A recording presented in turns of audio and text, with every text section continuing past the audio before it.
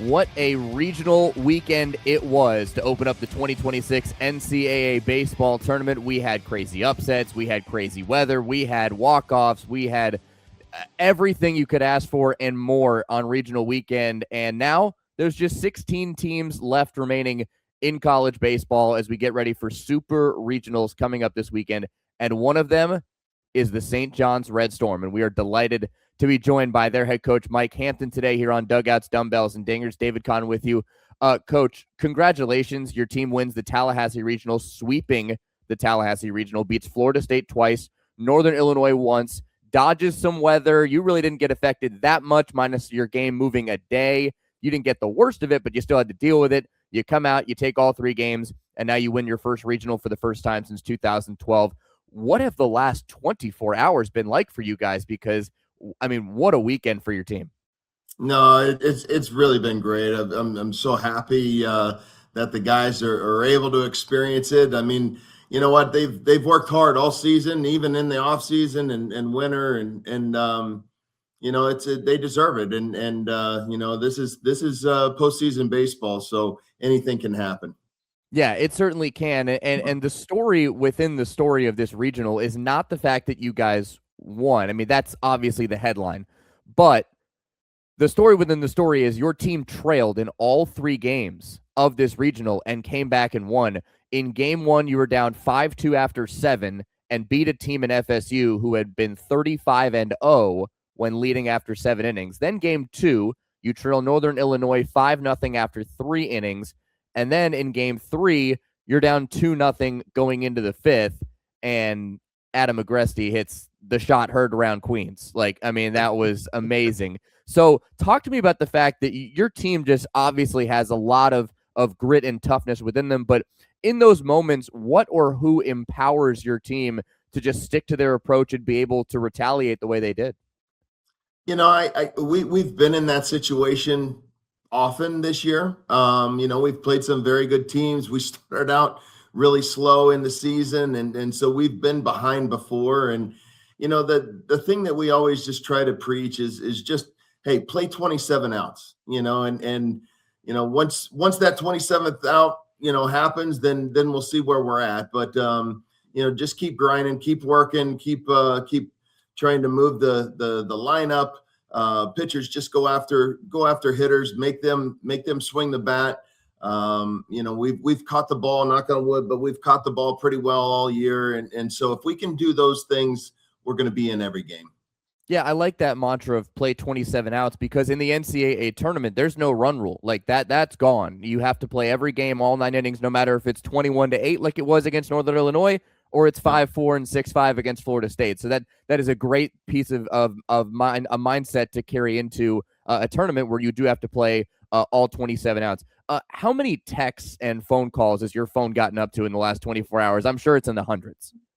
Yeah, I think now I flew back to New York last night, and I think when I landed, I had like 350, maybe 400. I think it was somewhere in between there. And actually, when I got it, I saw 350, but then they kept coming. So I mean, I was up in that 400 range. But it's so great, you know. Again, I'm so happy that that these guys are experiencing this. It's something they're going to remember forever.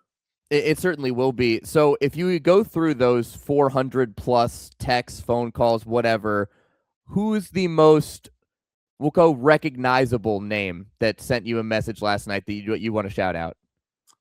Wow.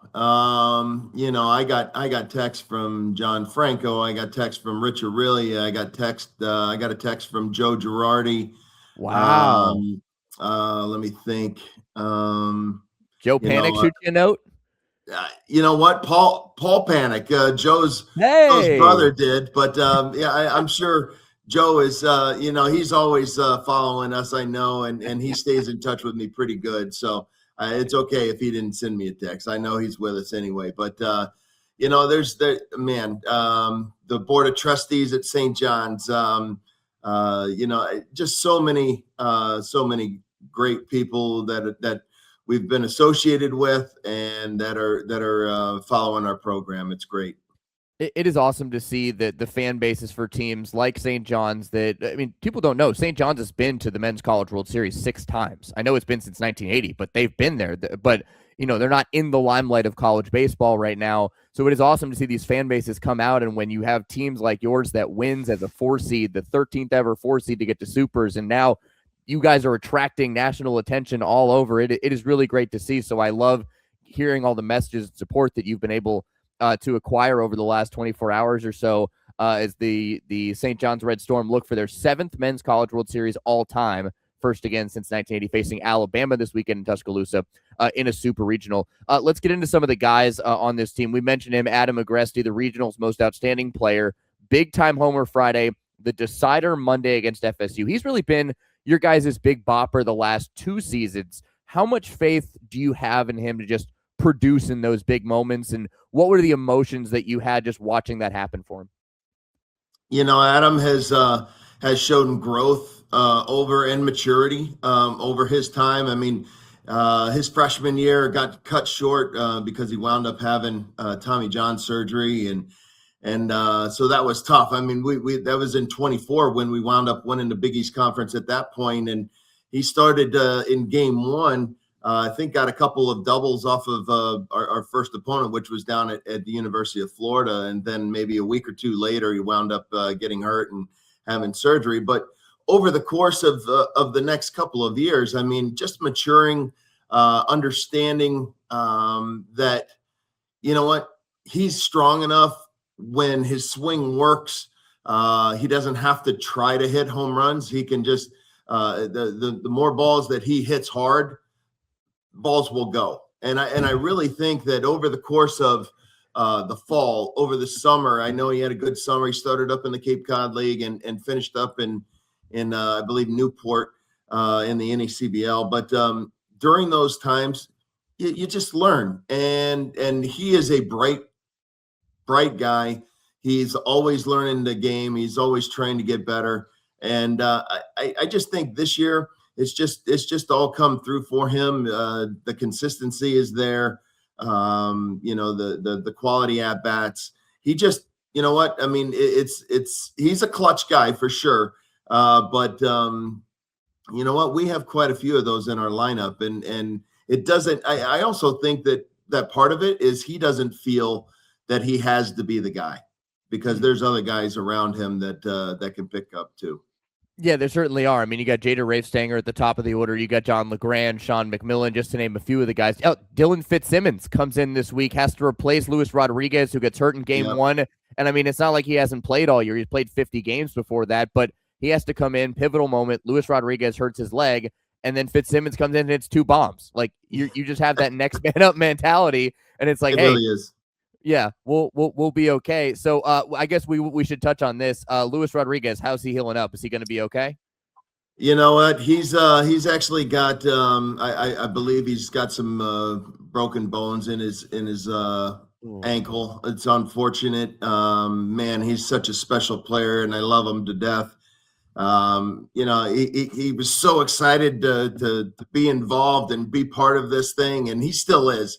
But not on the field, and it's unfortunate. But like you said, Dylan has stepped right in, and he's been there for us all year. We've had some other guys that have had injuries throughout the year, but you know what? I feel terrible for Lewis, and hopefully he's going to heal up real fast. Is there a guy on your team, or maybe a member of your coaching staff, that is kind of the one that if this team is getting down, they can pull everybody back up and say, hey, we're still together, next man up, let's go?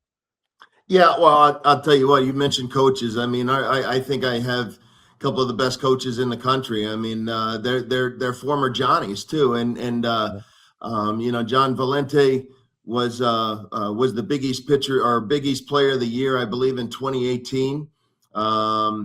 George Brown, our pitching coach, I think he was the Big East pitcher of the year in 2006. Garrett Scavelli was part of the 2024 Big East Championship team. Those guys, they won. They know exactly what we're trying to do, and so when they're out recruiting, they know and look for the guys that, that they know fit the program. But but also they've been here, they've played at a high level, and they know how to communicate with the guys very well.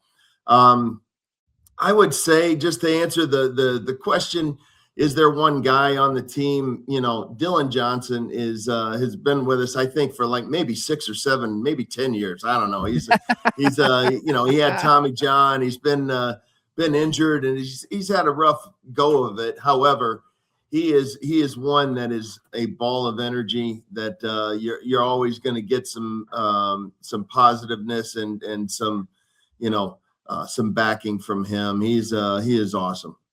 Well, you mentioned just, all these guys finding different roles on this team, and Luis Rodriguez now going to have to take a more of a guidance role with the issue with his ankle going the rest of the season. So a guy like Dylan's a perfect representation of that you just brought up. Let's also talk about another guy as a member of your pitching staff, Evan Heckley, your team's closer. He comes in, does what he does in game 1, polishes off Florida State, and then game 3 you go, "Hey kid, here's the ball. You're starting."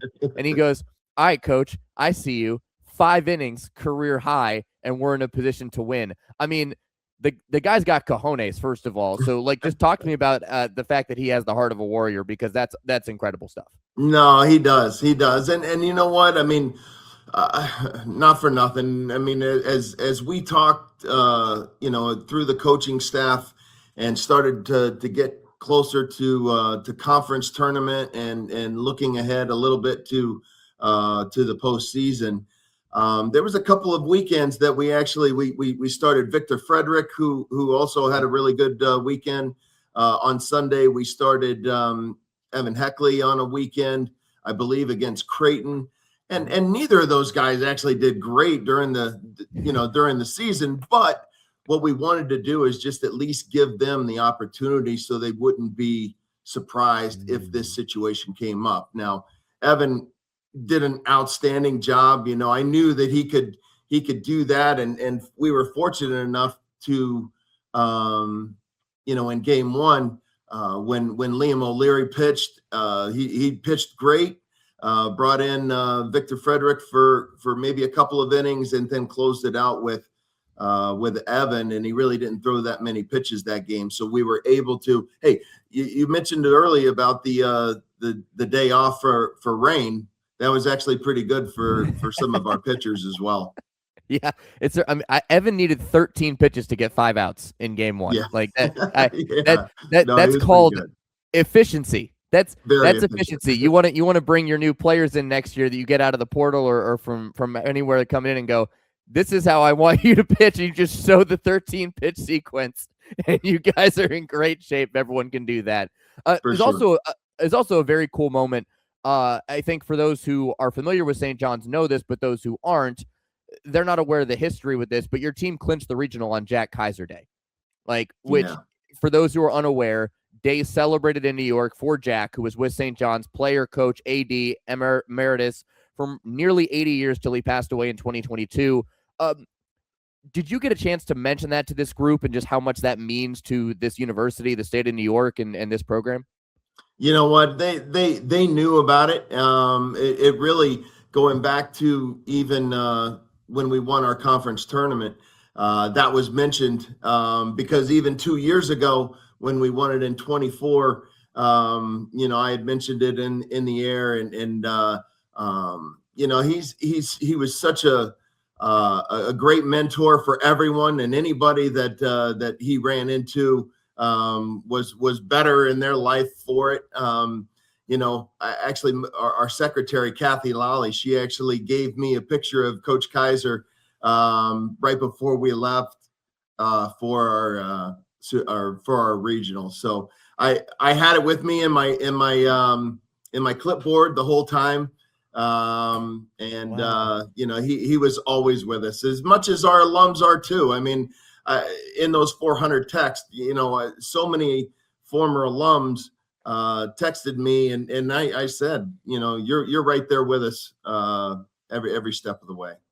That is awesome. What a great little nugget to unearth there, that you had a picture of him with you the entire weekend. So we're chatting with Mike Hampton, the head coach of the St. John's Red Storm, first team since 2023 to win 3 games in a regional when trailing by multiple runs, 5th 4 seed ever to sweep a regional. Coach, you in your playing days at Clemson, I believe, made 2 trips to the Men's College World Series, 95 and 96 when you're under Jack Leggett. Obviously, the next step for your team, 2 more wins against Alabama, and you're headed to the promised land of the Men's College World Series in Omaha. What do you remember about your experience at the Men's College World Series, and have you provided any of that to your team as some kind of inspiration for this weekend coming up? Well, I actually set the tone for the College World Series. I actually played there in 93 and 94. They went in 95 and 96. So all those youngsters like Chris Benson and Billy Koch and all that, we set them up. But we won when I was at Clemson. We won the ACC tournament both years that we were there. We were number 1 in the nation. We had some great battles against teams like Florida State when Link Jarrett, I believe, was a player at that time. We played against I think it was Georgia Tech when they were number 1 in the poll in 2 polls, and we were in 1 poll, and they had Jason Veritek and Nomar Garcia Parra and Jay Payton, some really great players. And you know what? I mean, as even though I hadn't made it to the College World Series, our guys have been to the College World Series. So we have Creighton in our conference. There are some guys that are new to the program because Creighton came to us this year, but there's quite a few guys in our program that have been to Omaha and played in that stadium. So, you know what? It's one game at a time. I know it's a cliche, but we're going to go out there and just try to play good baseball every day. So yeah, that's really all it is. One game at a time, especially this time of year. As you get set to play at Sewell Thomas Stadium this weekend against Alabama in the Super Regional in Tuscaloosa. We'll close with this, Coach, because I know you got to run. Just your initial thoughts and as you start to dive into the tape on Alabama, because that's a pretty darn good squad. No, they're a very good team, and they're well coached, I know, and the crowd I know is going to be a great factor. I can tell you this: when we were actually on the road coming back from Ohio, our conference tournament, when we found out that we were playing Florida State, so we came back and we were playing in Jack Kaiser Stadium and practicing in Jack Kaiser Stadium, and we wound up putting over the loudspeaker. We had a bunch of tomahawk chops. So, it was, we wanted to make sure and embrace that situation rather than, try to, get it into our heads. So, we're going to be ready for it. We're just going to go out there and give it our best and play the St. John's way. Yeah, I love that. Play the St. John's way. That's all you got to do. And I like the representation of the crowd noise for Florida State. Alabama in right field has a section called the Ragers. So may need to replicate that this weekend when your team gets to Alabama and starts practicing. Might want to pipe in some noise over right center field to see if you can get ready for that environment, because it's pretty rowdy at Sewell Thomas. But we know you guys will be ready. Coach, good luck this weekend. Congratulations again. It's been great to have you on, and we'll be rooting for you. Appreciate it. Thanks so much for having me. Have a good one. All right, that's head coach Mike Hampton of the St. John's Red Storm. They play Alabama this weekend in the Tuscaloosa Super Regional. Back with more in just a moment on Dugouts, Dumbbells, and Dingers. What if you could throw MLB-style pitches anywhere without breaking anything? Introducing the Borgoball. Designed by former Division I players and a small family-run brand, this foam baseball is safe to use anywhere, including indoors. Featuring raised seams that mimic a real baseball, you can feel and see the spin of a 12-6 curveball and a sweeping slider, or watch a sinker plummet to the plate. Time to turn your space into a mini baseball diamond. 4-packs are available for just $20, but the family fun backyard memories, those are priceless. Use code BORGO10 for 10% off your first order at backyardbaseballbros.com today. Back here on Dugouts, Dumbbells, and Dingers, we just talked to the head coach of the St. John's Red Storm, Mike Hampton, and now we're joined by the tournament's most outstanding player from the Tallahassee Regional. Adam Agresti is with us. Adam, congratulations, first of all, on your team's success and getting into the Super Regionals. What an accomplishment by your group. Let's start with this. You had an interview with John Fanta, the Big East Conference, right after your game on Monday went final, and you said it's the best feeling of my life. I can't put it into words right now, which makes sense. It was an hour after you finished the game. You've now had a few days to soak all of this in. Have you had a chance to reflect a little more on what you and your team just did? Yeah, I mean, first of all, thank you for having me on this. It's amazing. But I mean, yeah, it's really just great to see all the hard work and everything that has just paid off up until this point. I mean, just amazing to get back to this point. I mean, this has been such a legendary program in college baseball for so long. It took a little bit of a dip, and it's just great to see this program back to what it was and just be a huge part of it. Yeah, I was discussing that with your coach earlier, and the fact that people don't know, like St. John's has been to the Men's College World Series 6 times. I know it has been since 1980, but like this is not a team that is in the national spotlight for the first time. It's just been a hot minute, but you've been here. You were here in 2024 when you guys won the Big East Championship. I know you were hurt that year, but now you won the Big East tournament. You're back in. You went back to regionals, and now you're going to a super regional. Take me back to the at bat of all at bats. I'm calling it the shot heard around Queens. In the 5th inning, 2 outs, down 2-0, and you slugged the first grand slam by a Red Storm player in the NCAA tournament in the last 20 years, dead central, 429. First off, is that the farthest bomb you've ever hit? I don't think so. I think I've hit a couple probably around there, like 440 or 430 this year. But I mean, the ball doesn't. I hit the ball hard, but it doesn't fly too well in Queens sometimes. So distances might be a little bit lower than some of these southern guys. But I can still hit the ball pretty well. Yeah, you guys have to deal with the cold temperatures. I mean, you're not practicing outside in the winter. Like you guys are grinding inside because you can. I mean, it's snowy, it's icy. You got to battle all these extra elements. These southern teams, they have a cushy down there, and you guys are dealing with all this other stuff. Early in the season, the wind we play at our home field is kind of ridiculous sometimes. It's unbelievable. Yeah, talk to me about that because like it's so different in all these summer teams, like or these southern teams, like they have this sunny weather and it may be 50 degrees and they're chilly. They're wearing sweats and a pullover, and you're like, man, this is shorts weather. Like it's different playing in Queens, isn't it? Yeah, I mean preseason, I think the first day we got back to campus, we were outside on the field, and then after that, we weren't outside a single time. I think the first time we were on the field after like January 10th was probably our first game of the season against Ball State. I mean, it's really just tough. We're inside in a cage taking live at-bats, just super gritty Northeast team. And then we come down here and just playing this southern weather, and we're dying in this 90-degree heat. But, I mean, it's nothing better. You can't ask for anything better. Yeah, that's right. That's right. And I mean, like you talk about the wind that you guys are dealing with, so you got to add a little bit of distance to some of your home runs that are early in the season because that wind has taken certainly a few feet off of those. Take me back to the at bat that you had on Monday against Florida State. You hit the grand slam. Walk me through it, the pitch progression and what you saw on the pitch you hit out. Yeah, I mean, I just went up there, tons of confidence, just trying to do damage in any way possible, see something over the plate, and I mean, it was really first pitch. I'm a big first pitch swinger. I mean, if I see something early on, I'm going to go after it. So I just saw something middle in, a little bit low, and just did damage at the end of the day. It was just huge to see. I had super fun running around those bases. Do you remember the run around the bases, or did you kind of black out in that moment? I think I remember the run around the bases, but then I got in the dugout, and I don't really remember much after that. I kind of got in the dugout, and I was just kind of on the field right after that catching. I love it. Adam Agresti with us from the St. John's Red Storm as the Johnnies get set to play the Alabama Crimson Tide this weekend at the Tuscaloosa Super Regional. Do you guys have any kind of home run celebration prop that you guys do in the dugout after a big home run? No, we don't have a prop, but one of our fifth years, Dylan Johnson, he goes by the boom guy.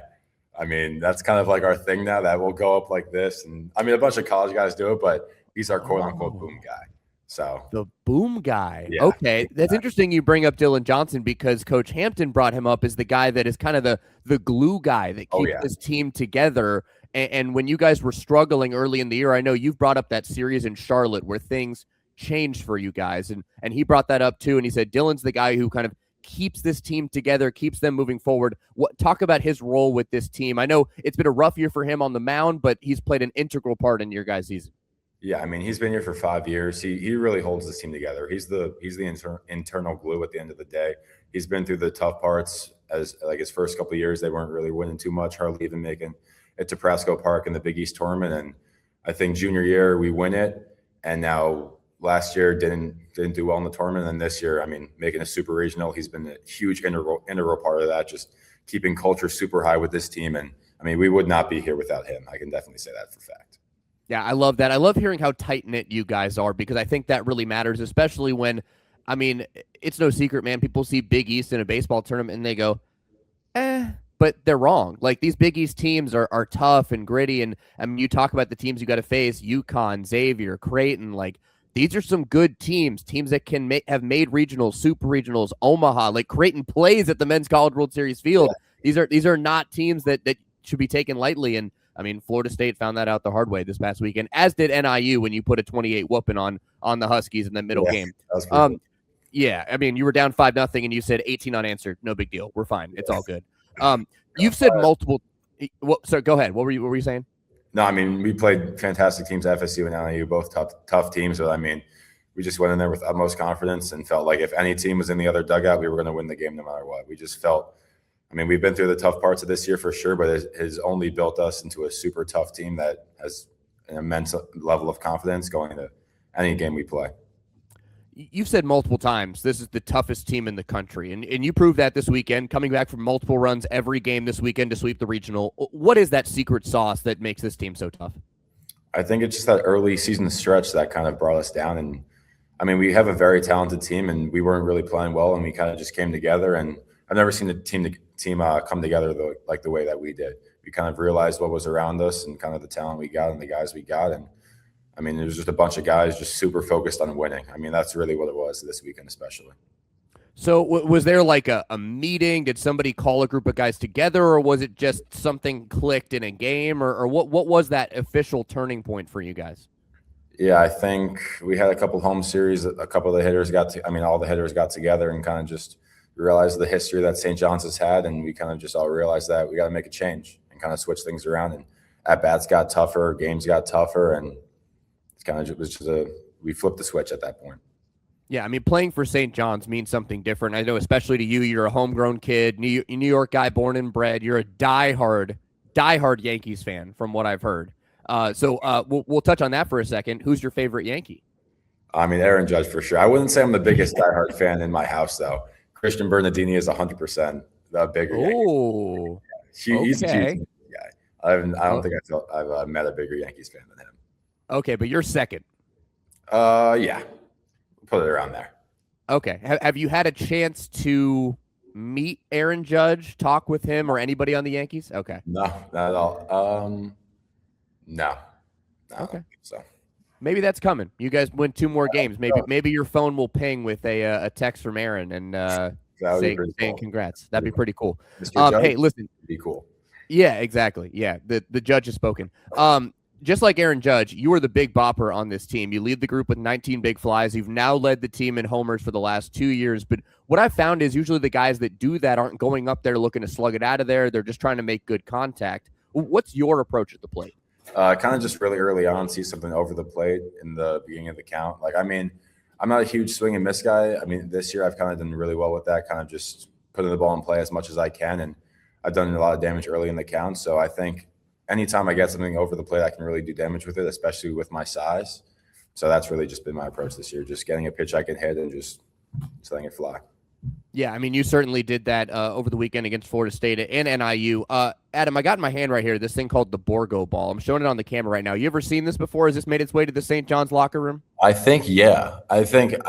Christian, I talked about him earlier. I think he actually bought that and we played around with it for a couple of times. Okay, yeah. So for those who are unaware, which if you've watched the podcast all year, folks are aware. So this made by the Backyard Baseball Bros, backyardbaseballbros.com.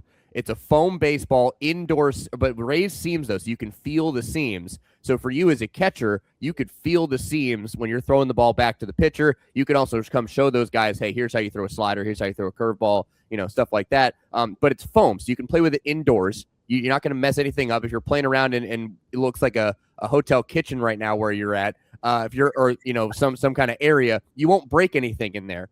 So that's the fun part about this. But they sponsor a segment on the podcast called the Borgoball Moment That Delivered, which basically is a moment that lives rent-free, moment that lives in your head forever. And we don't even have to ask you what the moment that delivered was. It was over the weekend when you hit the grand slam against the Florida State Seminoles. But for those who haven't seen it, and if you haven't, you've been living under a rock, we're going to share it right now and give you one more look at this grand slam. Johns. Adam Agresti strokes it out to center field. It's chased, but Down, runs out of room, a grand slam.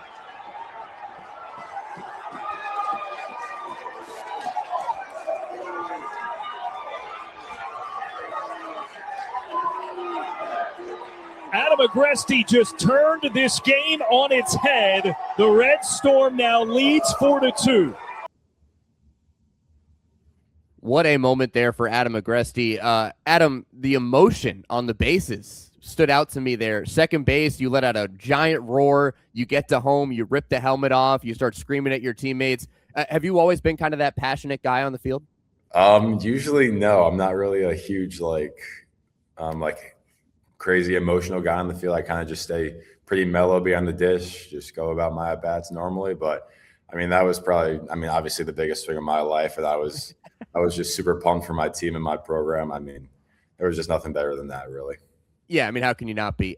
We've mentioned a couple times, you're a vital part of this team on the field as well as a catcher, and boy, did your pitching staff have some Herculean performances. I mean, you got Liam O'Leary. That guy's got a rubber arm of all rubber arms, 105 1/3. Like, are you kidding me? He's been a workhorse. Evan Chaffee threw a gem. Victor Frederick, Evan Heckley just dominated. I mean, Evan closed and started a game. Victor finishes off the regional. How much fun is it for you to get to work with these dogs on the mound? I mean, it's amazing. Toughest guys on the mound, just like our guys on the box. I mean, just absolute dogs on the bump. These guys go up there with zero fear against an amazing FSU lineup. And I mean, what more can I ask for as a catcher from my pitchers? It was just fantastic to be back there. Yeah, I mean, it's just easy for you, right? You're just sitting there like, all right, ball's going in the glove. It's a strike. I got it. No big deal. Yeah, I don't have to do much. Yeah, exactly, which is great as a catcher, because sometimes you got to do a whole lot. And as a catcher, sometimes it's your job sometimes to recenter these guys if things are going off the rails. And I mean, I know each pitcher has something different that makes them tick. So let's do this. Take me through those four guys. You're going out to chat with them: Liam, Evan Heckley, Evan Chaffee, and Victor Frederick. What's the approach for each of them? Yeah, so Liam's kind of he'll kind of get in these grooves where he's working quick, So sometimes he'll go a little bit too quick, got to slow him down. But other times, I mean, he's doing his thing. I just let him go. I'm catching the ball, throwing it back to him. Victor, very emotional guy on the mound sometimes. So just keeping him calm up there is kind of just the way it goes. Similar with Heckley. Heckley and Liam are kind of similar. Heckley will kind of just super calm guy up there, just do his thing. And then who's the last guy we talked about? Nestler? Chaffee. Oh, Chaffee? Oh, I mean. Yeah, Chaffee. He's a vet. I let him do his thing up there. He's he's good.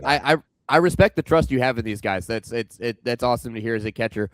Your coach, Mike Hampton, he couldn't stop talking about how much confidence he has in you to produce in moments like you did and how much he loves your story. We've talked about the fact that you stayed home to play for St. John's. You battled through an injury. Now you're crushing it these last 2 years. What's your relationship like with him, and how much was he an influence in you not only coming to St. John's but staying here these last 3 years? Yeah, I mean, he's been fantastic, along with Coach Valenti, Coach Brown, and Coach Scully these last 2 years. It's just been amazing. They've shown amazing confidence in me, especially through my injury and getting me back on the field and getting some reps under my belt. Just having them behind my back and in my corner has been just amazing, gives me amazing confidence on the field. What's something about your head coach that we don't know, or maybe isn't kind of the most public thing about Coach Hampton? Jeez, I really don't even know. Is he like a secret funny guy, or like there's something like a hobby that he has? There's some jokes here and there okay. that you wouldn't expect kind of from him, but it's fun to hear sometimes. So yeah, I guess we could say. Okay, so there is a softer side to Coach Hampton. Oh yeah, 100%. Okay, well there we go. Because you hear New York guy, you think like maybe a little rougher around the edges, like the toughness, the grit that you've talked about. But we had him on. We saw the soft side of him and how much he cares about you guys, for sure. For you personally, you're 2 wins away from the Men's College World Series. Have you ever been to Omaha, whether it was travel ball or just going as a fan? What's the feeling like knowing that you are 2 wins away? Yeah, I mean, best feeling in the world. Just 2 more wins and we can get there. And I mean, we got the team to do it. So this is definitely the year and definitely the team we can. But I have been to Omaha. Last year we played Creighton there. I mean, amazing field. Just, it's nuts. I want to get back there really badly. So is this whole entire team. I should have phrased that differently. Have you been to the Men's College World Series? Nope. Okay. At all. First time you're going to go this year. 2 wins. You get there. All right. Well, hey, listen, we'll close with this because I know you have a busy schedule. I know you got practice coming up and you got to get ready for this Alabama team. So thoughts on playing the Crimson Tide? I mean, super excited to get out there. I know super talented team. We haven't really gone through our scouting report yet, so I don't know too much about other players too much yet, but I know SEC team, a bunch of talent. It'll be tough, but we got the team to do it, so I'm just super excited to go out there Saturday night and show everyone what we got.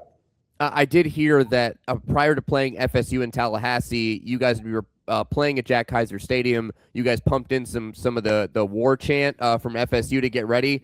You're going to need to remember that, because there's a section in Sewell Thomas Stadium called the Ragers, and they are raucous. So remember how you practiced against that, because you're going to need it again this weekend here at Tuscaloosa. But hey, we're rooting for you guys. Great story for you personally, and great story for this St. John's team. Love to see it, and we're wishing you guys all the best this weekend in Tuscaloosa. Thanks for the time. Of course. Thank you very much for having me. Go Johnnies, baby. Go Johnny. That's Adam Agresti, the most outstanding player from the Tallahassee Regional, as his St. John's Red Storm gets set to face Alabama this week in the Tuscaloosa Super Regional. That'll do it for this week on Dugouts, Dumbbells, and Dingers. Enjoy Super Regionals, everyone. We'll talk to you next week when we have our 8 for Omaha.